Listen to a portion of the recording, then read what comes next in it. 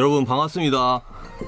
반갑습니다. 지금 옆에 교수님 모셨거든요. 르네지라르 방송 프리뷰 방송 하지 않았습니까? 르네지라르 방송은 사실 오늘을 위한 것이었다. 제가 르네지라르에 대해서 정말 여러분들께 설명을 드리고 또 내용을 전달을 해드리고 싶은데 이제 능력이 없어서 그냥 귀찮아서 국내 최고 권위자를 불렀습니다. 바로 한번 모셔볼까요? 기독교를 구한 인류학자 르네지라르 국내 최고 권위자 정일걸 박사님 모셔보도록 하겠습니다. 박수로 한번 맞아주세요. 박수로. 안녕하십니까. 여기 안녕하세요. 네. 네, 여기 채팅창 좀 신경 안 쓰시고 네네. 그냥 편하게 방송하시면 돼요. 네네. 이렇게 국내 최고의 르네지라르 전문가라고 들었는데 네네. 혹시 사실입니까? 뭐 사실이라고 할 수 있죠. 사실입니까? 왜냐? 다른 연구자들이 있나요?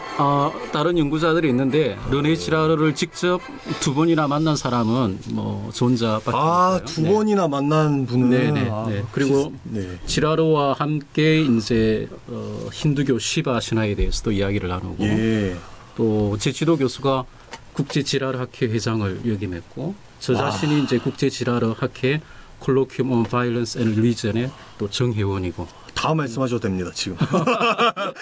전부 말씀하셔도 돼요. 네.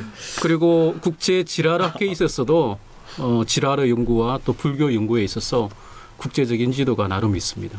그래서 뭐 나름 지라르에 대해서는 핫라인에서 공부했다고 이렇게 볼 수가 있죠. 네. 근데 뭐 제 자랑하니까 좀 쑥스럽습니다. 근데 혹시 제가 유튜브 영상을 봤는데 거기서도 첫 15분 정도를 자랑하시던데. 죄송합니다. 네. 근데 그 정도로 정말 그 르네지라르 연구에 있어서 진짜 독보적이신 그런 연구자라고 할 수 있기 때문에 많은 분들이 되게 기다리셨던 것 같아요. 제가 홍보를 좀 많이 했거든요. 감사합니다.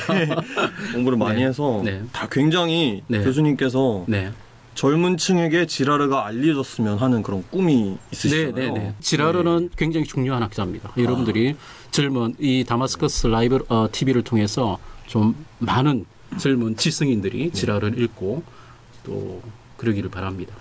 너무 영광스럽습니다, 사실. 이렇게 감사합니다. 국내 최고의 감사합니다. 제가 방구석에서만 이렇게 방송을 하다가 또 이렇게 한국에 와서 국내 최고 권위자와 함께 방송하니까 살짝 지금 설레이는데 모든 게스트에게 제가 여쭙고자 하는 질문이 있는데 혹시 다마스커스 사역에 대해 알고 계십니까?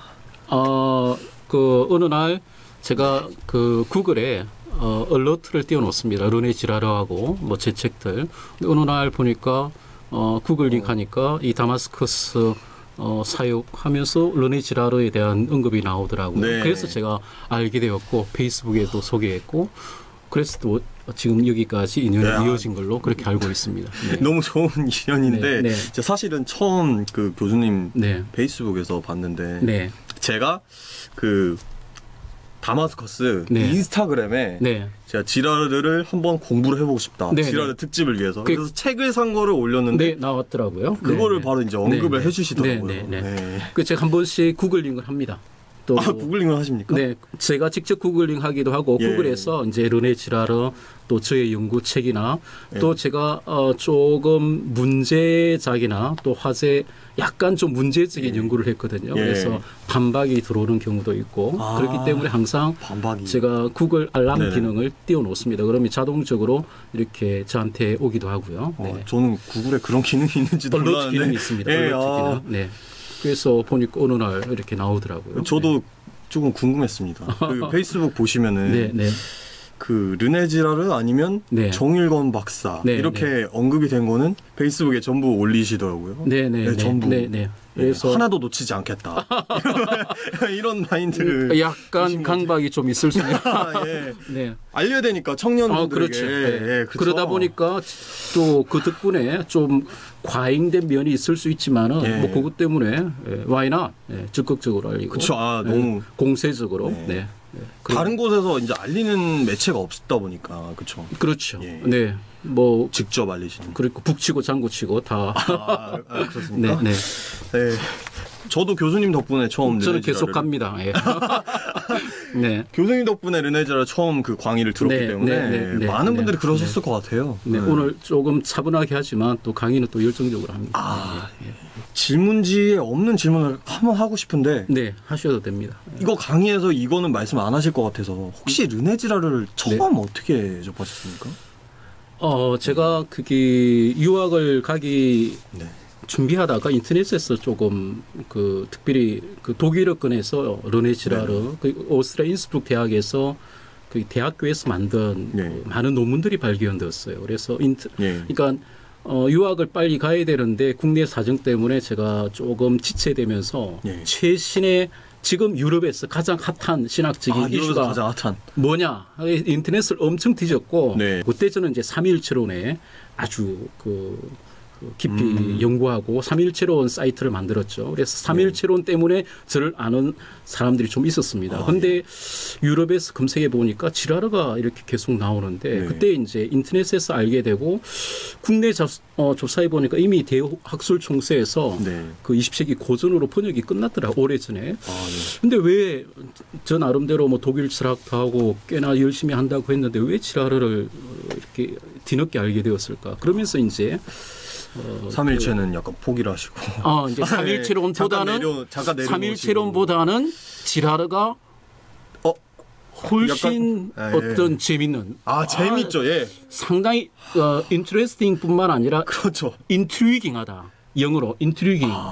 intriguing이라는 그 interesting은 너무 약하고요.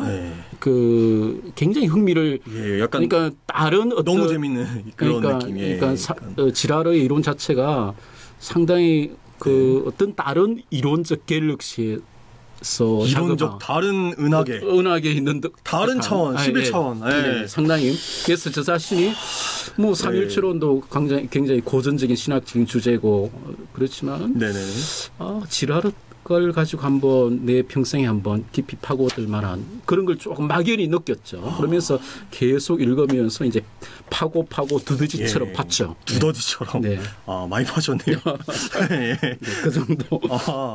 그래서 지라르 때문에 이런 것도 있지만 지라르 연구한 거 후회하지 않고요. 계속 갑니다. 이런 거는 조금 궁금한데요. 어떤 걸 이루셨죠? 그 3.1체. 지라르를 소개할 적에 디스커버리로 많이 소개하거든요. 디스커버리. 이건 하나의 발견이다. 과학적인 의미에서 왜 내가 이게 묻혀야 되느냐 이 말이에요. 적극적으로 알려야죠. 그렇죠. 그래서 밭에 감추인 보화는 드러나야 하는. 그렇죠. 뭐 저에 대해서 질투하는 사람이 있어도 이건 질투하는 사람들이 있어도 있어요. 가시죠. 있죠. 사실은 제가 질투가 납니다. 사실 교수님 학식이. 왜냐하면 지라르 이론이 질투에 대한 이론이잖아요. 모방. 질투에 대한 이론을 또 질투하는 분들이 있다는 것 저도 다 알아요. 근데 이것이 하나의 과학이고 그렇다 그러면 그러니까 자연과학적인 의미에서 적극적으로 알리고 평가받고 그래야 된다. 이게 지라르 이론은 상당히 자연과학적이에요. 자연과학 친화적이다. 그러니까 명료해요. 명료성을 추구하는 거죠. 조금 그런 느낌이 있는 것 같아요. 저도 과학 전공이지만. 인문학자지만 애매모호한 게 없고 딱딱 맞았다. 그렇죠. 정확하고. 혹시 저기 우리 리액션 여왕님인 강주영 자매님도 오셨어요. 혹시 뭐 목소리 나와도 되니까 혹시 교수님을 봤을 때 어떤 인상을 받으셨는지. 굉장히 젊으셔서 좀 모르겠어요. 제가 젊다고 화면에서는 좀. 아니 아무래도 최고 권위자시다 보니까 약간 이렇게 생각하기를 좀 연배가 있으신 분이 아닐까 생각해요. 아직 소장학자죠. 소장학자죠. 여하튼 국내에는 조금 더 알려져야 됩니다. 뭐 이제 많이 알려졌어요. 옛날에 제가 지라르 르네상스를 일으키고 있죠. 그래서 지라르 르네상스. 한국 국내 최고를 넘어서 세계 최고로 나아가. 그건 조금 심했고. 알겠습니다. 그러면은 좀 진행을 해볼게요. 여기 시청자분들 수준이 너무 높으시고 프리뷰 방송도 하고 그래서 르네지라르의 기본 내용을 소개를 하긴 했지만 그래도 모르시는 생소한 분들이 있을 수 있어서 르네지라르란 어떤 학자냐 네. 그거를 간단히 소개를 해주시자면. 네, 지라르는 지금은 우리 한국현상학교에서 철학교에서 뭐 지라르를 인문학의 블루칩이라 뭐 그런 평가를 했는데 블루칩. 많은 학문 분야에서 지라르를 좋아하고 적용하고 네. 여러분 웹만 검색해봐도 엄청난 다양한 분야에서 일단은 학문적 위상으로 이야기하면 2005년에 그 프랑스 최고의 권위인 그 아카데미 프랑스에서 불멸의 40인으로 선정되었죠. 그래서 지라르는 만약에 한 어떤 문학 분야에 속하는 그런 학자라면 제가 굳이 이렇게 뭐 신학자가 뭐 이렇게 지라르 가지고 할 필요 없잖아요.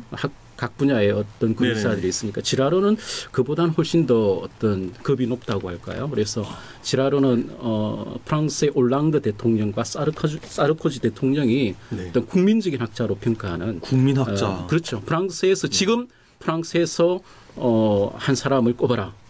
인문학 쪽이에요. 그러면 지라르예요. 와, 정말. 그래서 분장도 많이 받고요. 이건 제 평가가 아니라 국제적으로 그렇고 최근에 보니까 우리나라 뭐 두철순과 그 철학 방송에서도 뭐 여러분 뭐 푸코나 이런 뭐 둘레이스 이런 사람들 뭐 마약도 먹고 조금 자유롭게 하다 보니까 일찍 돌아가셨고 다들 자살도 하고 학자들. 자살도 다 자살하고.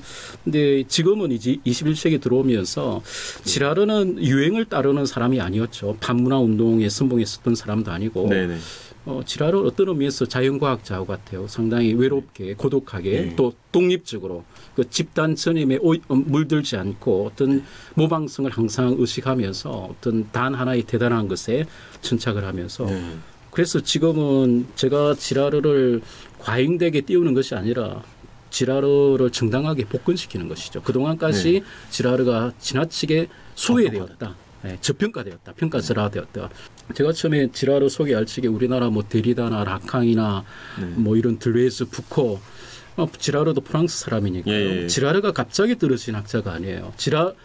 데리다와 라캉을 미국에 소개한 사람이 지라르예요. 1966년에 존 홉킨스 대학에서 그때 지라르가 존 홉킨스 대학에서 있었고 그때 지라르는 이미 국제적인 인지도를 가지고 있었고 지라르가 주도적으로 학회를 구성해가지고 그때 데리다, 라캉, 롤랑 바르트 같은 그 1966년 그 학술대가 굉장히 중요합니다. 그게 미국의 프렌치 디오리 그 소위 포스트 모더니즘이 이 대회를 분수령을 해서 최초로 이제 소개되고 데리다도 그때 뭐 그 논문을 발표해가지고 데리다 당시 문명이었던 데리다가 이제 미국에 좀 알려지는 아직 쩔이었는데 그렇죠. 데뷔를 시켜준 그렇죠. 데뷔했죠. 자크 데리다.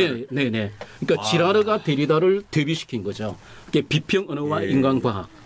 근데 나중에 배은망덕하게 약간 그 르네 지라르가 평가절하되고 그럼 다른 분들이 왜냐하면 포스트 모더니즘 분들이 그렇죠. 1966년에 그 학술대회가 있었고 1968년 5월에 프랑스 파리에서 유럽 68혁명이 일어나죠. 학생 문화혁명. 그렇죠. 그것 때문에 이제 포스트 모더니즘이 일종의 반대 철학 반문화 운동으로서 일종의 그렇죠.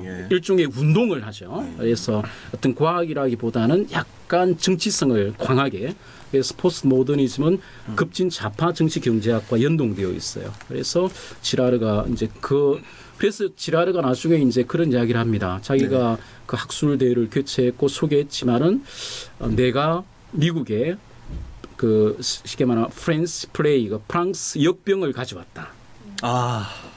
그러니까 약간 후회했다는 그것이 최근에 약간 노아의 홍수 전에 하나님의 마음 같이 좀 내가 좀 후회한다. 여하튼 쉽게 말하면 그 구조주의 프랑스 이론을 소개했는데 그것이 나중에 이제 최근에 지라르 전기문이 발견 그 하나 책이 출간되었는데 거기 보면 이제 지라르가 프랑스 역병, 뭐 흑사병 비슷한 것을 내가 미국에 소개해서 그것 때문에 이제 스탠포드 대학도 뭐 인문학 수강생들이 많이 줄고 인문학의 어떤 얕은 인문학이 어떤 창조적 과학이 아니라 생산적인 과학이 아니라 약간 허무주의, 냉소주의 이쪽으로 얕은 프랑스 역병이라고 평가를 하죠.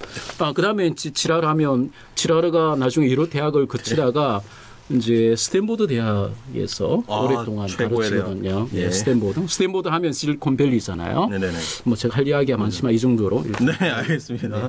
예, 질문이 너무 많아가지고 그렇다면 도대체 이거를 보시는 분들이 네. 도대체 르네지라르가 어떤 얘기를 했길래 네. 우리 자크 데리다 다 알지 않습니까? 미셸 푸코 다 알잖아요. 네, 근데 네. 그 사람들을 좀 어떻게 대비시킬 만큼 그렇게 대단한 이론을 했는지 네. 르네지라르의 이론이 몇 가지 딱 있잖아요. 네, 네. 그 중에서 네. 모방 욕망, 네. 욕망의 삼각형 그런 네. 이론을 네. 간단히 좀 소개해 주시자면, 왜냐면 네. 교수님 책 설명을 할 시간이 네. 줄어듭니다. 이걸 길게 하시면. 네, 네. 짧게 할게요. 예. 그러면. 네. 모방 욕망, 이게 데지어 미메티크인데요. 쉽게 말하면 네. 인간의 욕망은 욕구와는 달리, 욕구는 생물학적으로 제한되어 있지만 인간의 욕망은 근본적으로 이제 모방적이고 경쟁적이라는 것이죠. 네. 네. 이게 문학을 연구하다가 그런 결과를 발견했고, 네. 네, 그 이론에서 이제 사실 문학으로서도 상을 받았고 프랑스 학술상도 받고 먹고 살만 했는데 이제 더 어떤 이론적 호기심을 확장해서 인류학으로 이제 넘어가죠. 그래서 모방적 욕망에서 나중에 희생양 스케이프고트 메커니즘, 사실은 나중에 제가 말씀드리겠지만은 희생양이 아니에요. 엄밀한 의미에서 희생염소 메커니즘이에요. 이게 우리나라에서 번역이 잘못되었어요. 스케이프고트는 희생염소로 번역해야 되는데 이건 상당히 희생양으로 한 것은 기독교적인 번역입니다. 여하튼 이미 많이 굳어져 버렸으니까 저는 제 책에서 이제 교차적으로 사용하는데, 여하튼 희생양 메커니즘이 나오고 나중에 이제 기독교에 대해서 변화합니다. 그래서 모방적 욕망 이론을 가장 쉽게 알려면 광고 심리학을 보면 돼요. 왜 광고할 적에 어떤 그 내재 가치를 지니는 물건만 소개하면 되지 모델을 왜 세우느냐 말이에요. 왜 전지현이라는 모델을 세워서 물건을 파느냐 말이에요. 왜 구찌백만 놓고 이거 탐스럽지 않냐 이렇게 하지 않고. 네. 그러니까 반드시 우리 인간의 욕망은 이제 이렇게 매개되고 중개된다. 그리고 모델을 통해서. 그 다음에 이제 지라르가 쉽게 내 이론을 알려면 아이들의 세계를 보라 이런 이야기를 하거든요. 아이들이 장난감 가지고 자기 장난감 가지고 잘 놀다가도 우리 나이가 다른 아이가 뭐 어떤 새로운 그 가지고 오면 그냥 단순히 모방해서 경쟁해서 가지고 싶어 하잖아요. 그게 만약에 부모가 제재하지 않으면 이제 유혈사태, 폭력사태. 유혈사태가 아이들끼리. 그렇죠. 네, 그러니까 아이들의 세계는 사법제도 이전의 인류의 어떤 원시적 단계하고 유비적으로 비교할 수 있다고 보는 것이죠. 네. 배우기 전에 내재되어 있는 그런 본. 그래서 욕망의 삼각형이 이제 형성이 된다라고 말씀하시는데 그거 잠깐 설명해 주시면. 네. 또 주체가 있고 그다음에 모델이 있고 그 주체가 모델을 직선적으로 어떤 그 욕망의 대상을 직선적으로 욕망하는 것이 아니라 모델을 통해서 매개되고 중개돼서 욕망한다는 것이 이제 그 트리앵귤러 디자이어죠. 네. 삼각형의 욕망. 말하자면 제가 있고 백이 있는데 백이 여기 있는데 제가 직접 백을 이렇게 바라는 게 아니라 백을 메고 있는 사람을 약간 질투하는 그런 식으로. 자, 그러면은 희생양 메커니즘 말씀을 하셨는데 희생양 메커니즘에 대해 조금 설명해 주세요. 희생양 메커니즘은 이제 지라르 이론에서 둘째 기둥에 해당하는데 첫 번째는 데지어 미메틱 모방적 욕망이고 근대 문학을 연구하다가 나중에 인류학으로 넘어갑니다. 그리스 비극도 연구하고 그다음에 세계 종교와 신화. 그땐 기독교인은 아니었죠. 이제 인류학 그 과정에 이제 그 회심을 하죠. 스스로가 스스로를 전도하는. 네네. 35세인가요? 16세부터 30 몇 세까지가 이제 무신론적인 기간이고. 여하튼 인류학을 연구하면서 이제 지라르가 나중에 이제 제3부에서는 이제 기독교 성경을 본격적으로 논의하는데 2부 희생양 메커니즘은 인류학적인 단계예요. 그게 문화 인류학, 세계 신화와 제의를 연구를 하고 그래서 이제 희생양 메커니즘이라는 이론을 이제 정립을 하는데 엄밀한 번역은 희생염소 메커니즘이죠. 이 메커니즘이라는 말 자체가 기계적이고 무의식적인 것을 의미해요. 메커니즘이란 기계적이고 무의식적이다. 지라르가 항상 강조하는 게 메코네상스 프랑스로 인지불능을 이야기하거든요. 희생양 메커니즘 안에 있는 사람들은 그 체제 안에 있는 사람들은 그 매트릭스 안에 있는 사람들은 결코 그 어떤 메커니즘의 정체를 깨닫지 못해요. 인지불능 상태에 빠져 있단 말이에요. 네. 하나의 그것이 무의식적인 메커니즘으로 작동하고 있기 때문에 문화의 기원은 희생양 메커니즘에 있다 이런 이야기 하거든요. 문화의 기원이. 그러니까 세계 신화의 기원도 그렇고 나중에 이제 왕권의 정치적 왕권의 기원도 희생양 메커니즘이 있다. 네. 그건 이제 맞거든요. 그 세이크리드 킹십이라고 문화인류학에서 왕의 기원이 그 희생양이 나중에 채용되기 이전까지 약간 특권을 누리는 기간이 있어요. 그 특권을 누리는 기간이 나중에 네. 확대되어서 이제 왕권이 나온다라는 것이 인류학의 결론이거든요. 그래서 시공간의 기원이라든지 왕권의 기원이라든지 그다음에 뭐 여하튼 인류 문화와 사회의 기원 자체가 희생양 메커니즘에 있다라는 아주 그 전포괄적이고 아주 그 스위핑한 네. 컴프레hen시브한 예. 그 어떤 주장이죠.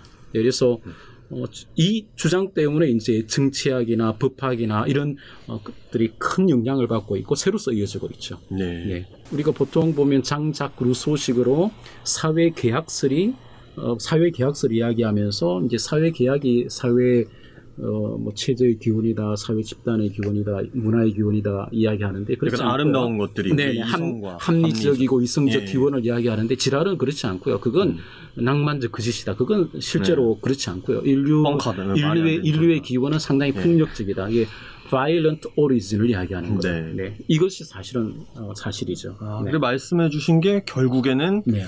인류의 문화 그리고 네. 신화 네. 그리고 심지어 왕권 리추얼. 네. 거의 모든 문화적인 것들이 네, 네. 우리의 그 폭력성 네. 위에 세워졌다. 네, 네. 이렇게 말씀을 하시는 네. 거예요. 그리고 단순한 가설이나 주장이 아니라 또 인류학적인 네. 그 데이터가 있고요. 다 어느 정도 이건 다 이제 다 받아들입니다. 네. 그 희생양 메커니즘이 그러면 정확히 좀 어떻게 작동을 하는 것이죠? 아까 그 모방 욕망과 좀 연결해서 네. 어떤 식으로 희생양 메커니즘이 작동이 그렇죠. 되는지 잠깐 이제 설명해 주시죠. 지라르가 이야기하는 것은 희생양 메커니즘이 가장 원색적으로 작동되는 시기는 일단은 사법제도 이전의 원시 사회를 가정하는 거예요. 네? 특별히 이제 인류가 계속 모방적이고 경쟁적으로 욕망하다 보면 갈등이 네. 반드시 생기겠죠. 근데 질투를 하니까요. 예. 그렇죠. 그러니까 뭐 아까 어린아이들처럼 뭐 자기한테 가지고 있는 거 자족할 수 있는데 가져오면 그냥 유혈 사태가 유혈 사태까지가 이제 지금은 우리가 네. 다 법이 있으니까 사법제도가 있으니까 다 통제가 되죠. 근데 사법제도가 성립되기 이전의 원시 사회는 상당히 이게 심각한 문제예요. 내부 그 폭력, 내부 갈등. 그래서 그것을 진정시키고 배출시키는 네. 방식을 이제 원시인들이 자꾸 우연히 발견했는데 그것에 대해서 그 진정 효과, 평화 효과에 대해서 나중에 심취하고 감동하면서 그걸 점차 초월화시키면서 주기적으로 반복하죠. 그게 이제 sacrifice죠. sacrifice. 희생 제사. 그 희생 제사는 이제 네. 사람이 될 수도 있고 동물이 될 수도 있는. 네네. 그러니까 인간 제사가 원형이고요. 그 다음에 동물 제사, 나중에 식물 제사로 넘어옵니다. 요즘도 네네. 인도에도 보면 그 식물 제사, 그 어떤 식물로 이렇게 제물을 바치는데 동물 대신에 이제 인간 머리처럼 이렇게 만들어서. 네. 그래서 인도 그 만우법전이나 그 희생 제의에 대한 그 문헌에도 보면 식물 제사를 드리지만 그래도 최고의 어떤 제물은 인간 제물이다 이렇게 보는 것이죠. 네. 그 모방 욕망이 일어나서 네. 서로가 질투, 유혈 사태가 일어나는데 네. 유혈 사태가 막 랜덤하게 네. 다 일어나면 안 되니까 그 유혈 사태를 네. 하나 희생 제사에 제물에 집중을 시킨다. 네네. 그러니까 그런 말씀이시죠. 네네. 네. 그런 식으로 뭔가 평화를 누린다. 그렇죠. 그쪽에 증가시켜서 배출시키는 것이죠. 네. 그 폭력성을. 네. 근데 르네지라르는 그런 메커니즘이 모든 문화의 기원이다. 네. 굉장히 충격적인 발언이에요. 네네. 이거는 네네. 예. 그리고 이제 신들의 정체도 희생양 메커니즘이 신들을 만든다고 보는 것이죠. 이게 저는 이제 신학자이기 때문에 신학은 결국 독일어로 테올로기잖아요. 신에 대한 학문이에요. 근데 신이 뭐냐 말이에요. 이게 지라르에 의하면 물론 이제 지라르가 이제 기독교적인 신과 구별하지만은 네. 소위 이교적 세상의 수많은 그 파르테논, 판테온의 신들을 생산하는 메커니즘이 뭐냐? 그건 희생양 메커니즘이란 말이에요. 희생양 메커니즘이 작동하면서 신들이 제작되고 생산된다는 말이죠. 그거를 조금 더 자세히 설명해 주시면 좋을 것 같아요. 제가 처음에 그 교수님 강의를 들을 때 네. 이게 희생양 메커니즘까지 아주 모방욕망부터 잘 네. 이해가 됐는데 네. 거기서 네. 희생양 메커니즘에서 어떻게 이렇게 신들이 생성되는 네. 신화까지 이어지는지 그 네. 부분이 처음에 조금 이해가 잘 안 됐거든요. 혹시 그러신 분들이 있을 것 같아서. 네, 예. 지라르에 하면 신들의 정체는 스케이프고트라는 말이에요. 그 뭐 우리가 네. 그리스 로마 신들도 보면 다 제우스도 어떤 최고의 신이지만 최악의 범죄자로 묘사되거든요. 강간하고 다니잖아요. 독수리로 나타났어. 네. 아프로디테도 마찬가지예요. 그러니까 그리스 로마의 신들도 그렇고 세계 로마 뭐 동양의 신들도 그렇고 신들의 정체는 다 희생 염소 역할을 하고 있다는 말이에요. 그래서 신들이 주로 범죄자들, 주로 이제 성범죄자들로 대부분 성범죄자들이에요. 네. 그 오이디푸스도 성범죄자잖아요. 근친상관. 네. 예, 그래서 지라르가 이제 간단히 지라르의 위대한 방정식이라고 할 수 있죠. 이 스케이프곶 메커니즘으로 신들의 정체까지 문화의 교훈뿐만 아니라 신들의 정체도 희생양 메커니즘으로 설명될 수 있다는 것이죠. 결국은 나중에 이야기하겠지만은 뭐 근래 스님 이야기 나오겠지만은 일종의 근래라는 이미지, 그러니까 신들이 공동체를 정화시키고 깨끗하게 청소하기 위해서 스스로 근래가 되는 거예요. 오이디푸스도 가장 근래 같은 그 비극적 주인공이거든요. 세상에 근래가 뭐죠? 근래. 아, 걸레. 아, 근래. 아, 발음이 그랬나요? 죄송합니다. 근래. 이곳에선 제가 이방인이기 때문에 오케이, 근래. 이 발음이 더 자연스러운. 오케이. 여하튼 근래. 오케이, 근래. 근래라는 이미지를 지라르도 씁니다. 폭력과 성스러움에 쓰면. 왜냐하면 이제 그 오이디푸스가 근친상관과 부친 살해의 최악의 범죄를 저지르잖아요. 그게 스스로 근래로 만드는 거예요. 공동체의 비난을 자신한테 흡수시키는 거예요. 네. 그러니까 매맞을 짓을 의도적으로 해서 공동체를 깨끗하게 하면서 그 오이디푸스가 세상에서 제일 나쁜 놈이면서 또 오이디푸스 렉스잖아요. 왕이거든. 네. 네. 그래서 왕권의 기원도 사실은 스케이프고트에 있는 거예요. 그래서 신들은 그 야누스적인 이중성이 있죠. 악마성과 예. 그렇다면 네. 약간 이런 말씀이시죠. 그 네. 희생양을 만들어 놓고 네. 희생 염소를 네. 만들어 놨는데 그 희생 염소들은 약간 범죄를 저지른 사람들이다. 네. 약간 예를 들어 뭐 제우스 같은 경우엔 네. 좀 성범죄를 많이 저지른 네, 사람들이에요. 네, 네. 우리가 좀 저도 그렇지만 그리스 로마 신화를 좀 제대로 안 읽고 그 만화 네. 순화 버전으로 읽은 경우가 많아요. 네, 네. 저도 어렸을 때 보면서 굉장히 그 미화돼 있잖아요. 아름답게. 네. 제우스가 한 일들이 네. 그 인간 여자든 네. 그 여신들이든 네. 굉장히 로맨스를 한 것처럼 약간 어린이용으로 포장을 했지만 네, 그건 후기 버전은 의미가 없고 초기 버전이 제일 중요하고요. 네, 완전 그 성범죄들이었다. 근데 그런 사람을 갖다가 네. 죽이고 네. 희생양 메커니즘을 통해서 네. 평화를 누리고 네. 그 다음에 얘를 평화를 누리게 하는 그 힘을 칭송했다는 그런 의미신가요? 뭐 그런 의미죠. 예. 저번에 보니까 그게 알쓸 신잡인가요?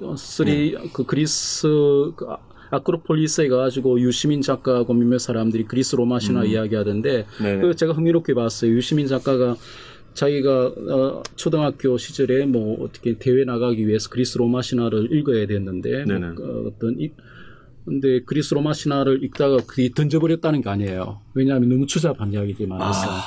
네, 그래서 사실은 그리스 초대 교회 그 교부들이 그 이교 그 그리스 로마 이교를 비판할 적에 가장 중요한 논점으로 삼은 게 뭐냐면 신들의 부도덕성이에요. 네. 왜 그리스 로마의 신들은 부도덕한가? 왜 그리스 로마의 신들은 기독교의 신, 유대 기독교의 신처럼 도덕적인 신이 아니라 왜 그렇게 부도덕한가? 이 부도덕성을 가지고 네. 이교를 비판했거든요. 근데 그때 당시 초대 교부들은 그 부도덕성의 메커니즘이나 코드를 이해하지는 못했죠. 네네. 그냥 부도덕하라. 그냥 나쁜 놈들이다. 그런데 지라르가 공언한 것은 그냥 도덕주의적 관점에서 그 부도덕성을 단순히 정죄하는 차원이 아니라 왜 신들이 부도덕할 수밖에 없느냐 그 메커니즘과 그 코드를 인류학적으로 해명을 했다는 거예요. 애초에 부도덕한 놈들을 신격화했다. 그러니까 쉽게 말하면 희생염소이면서 신이에요. 세상에서 제일 나쁜 놈이 최고의 남신이 되는 거예요. 여신의 정체도 세상에서 제일 나쁜 년이에요. 예. 네.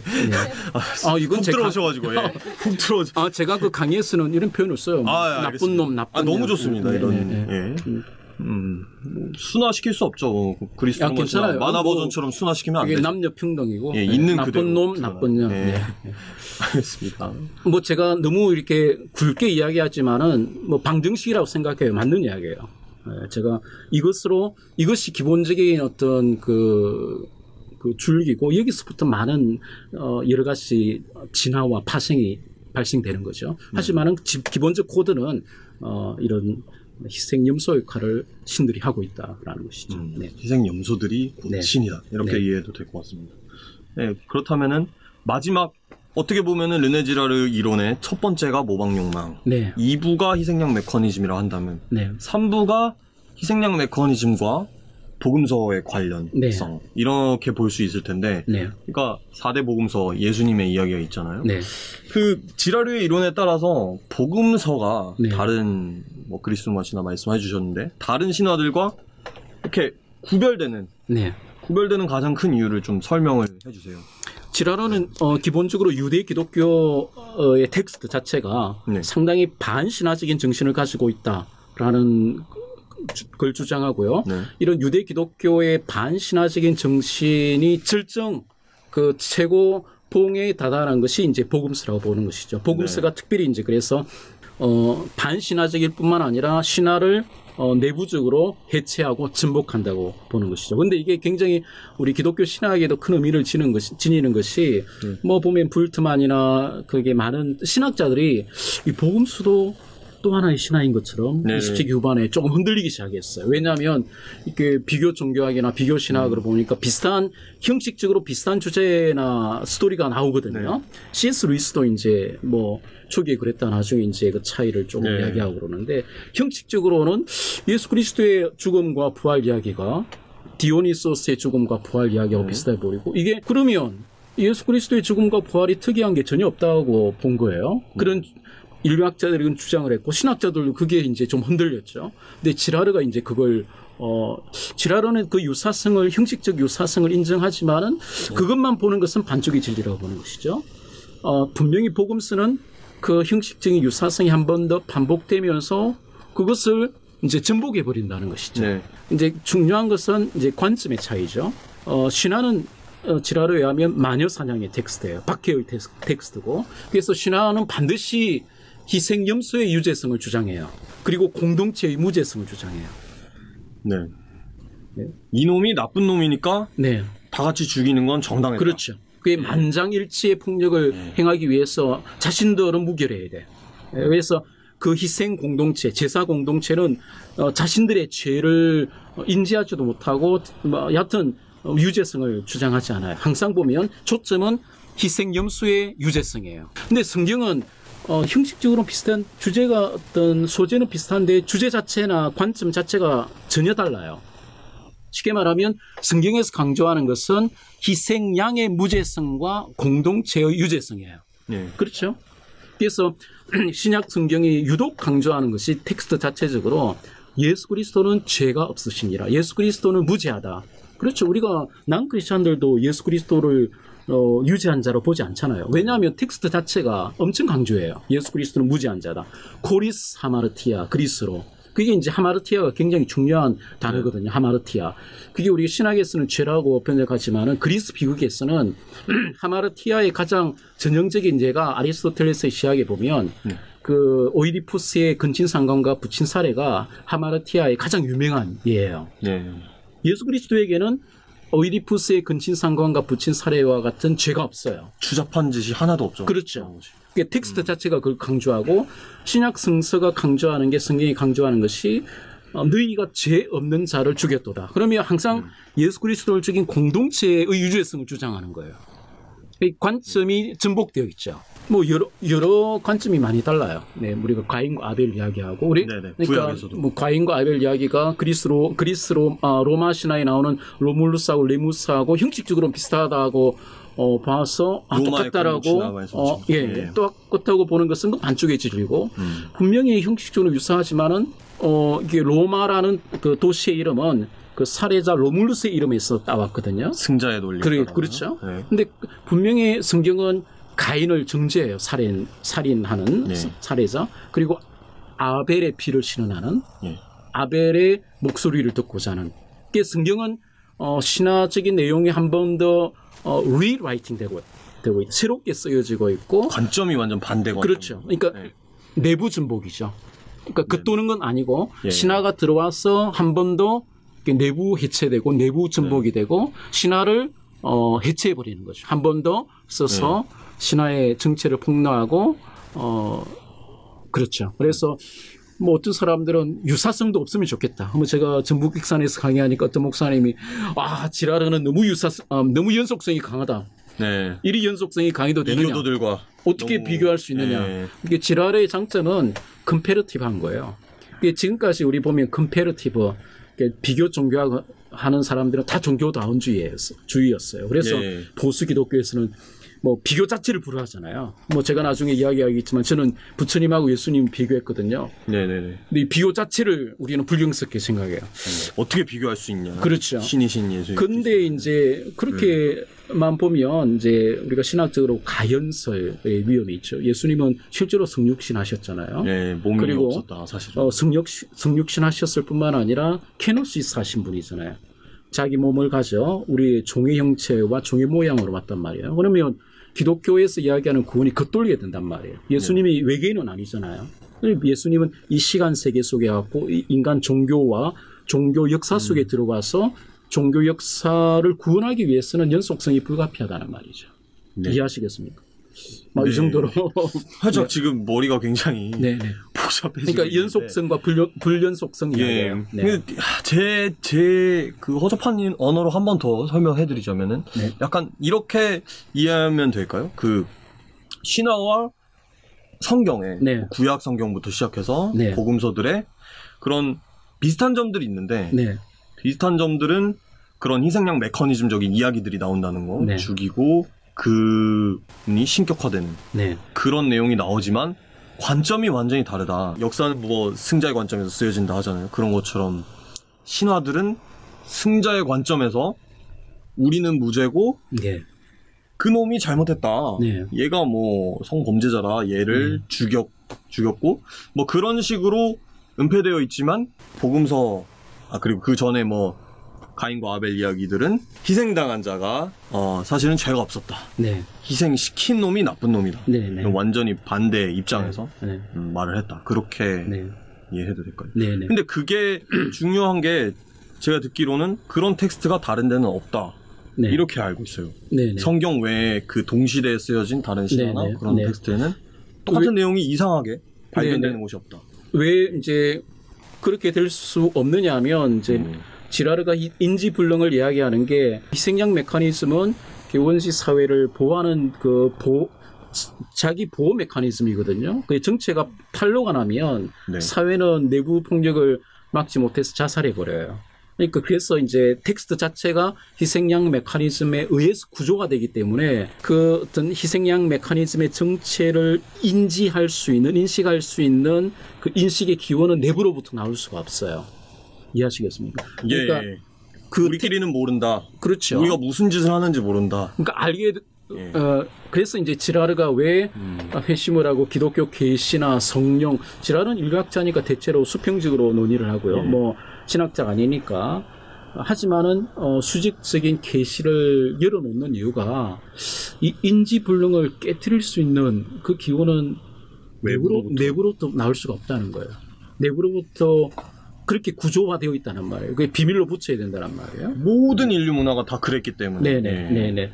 지금도 우리 보면 도를 아십니까? 이런 데가 보면 제사를 새로 드려야 된다. 제사를 엄청 중요시 여기잖아요. 왜 인류가 이렇게 오랫동안 제사에 대해서 큰 의미를, 종교적 의미를 부여했고. 근데 제사의 정체는 지금까지 모르잖아요. 그 사람들. 그냥 복받기 위해서는, 뭐, 화를 피하고 제사를 드려야 된다. 제사 이야기하는데. 그 정도로 인류 문화는 사실은 인류 종교는 제사 종교인데 그렇게 반복적으로 만장일치적으로 전통적으로 계속 이렇게 그 정체는 질문하지 않으면서 내려왔는데 그렇게 제사에 큰 의미를 부여한 게 제사가 공동체의 질서를 유지하고 공동체를 유지시키는 역할을 했기 때문에 그 정체에 대해서는 질문하지 않은 거예요. 네. 그리고 그 어떤 정체가 내부로부터 나올 수도 없고 근데 그것에 대해서 이제 지라르가 유대 기독교적 텍스트가 단순한 독특한 텍스트일 뿐만 아니라 어떤 신적인 계시일 수밖에 없다고 생각하는 것이 이제 그 아까 이야기했듯이 타 네네네. 종교나 문화권에서 실제로 또 실증적으로 나오지 않았을 뿐만 아니라 네네. 네. 그 정도로 어떤 그 희생양 메커니즘은 쉽게 말하면 문화의 기원에 있는 비밀 코드와 같은 거이기 때문에 결코 수직적인 신적인 계시, 외적인 계시가 아니고서는 그 어떤 비밀의 코드를 깰 수가 없다고 보는 거죠.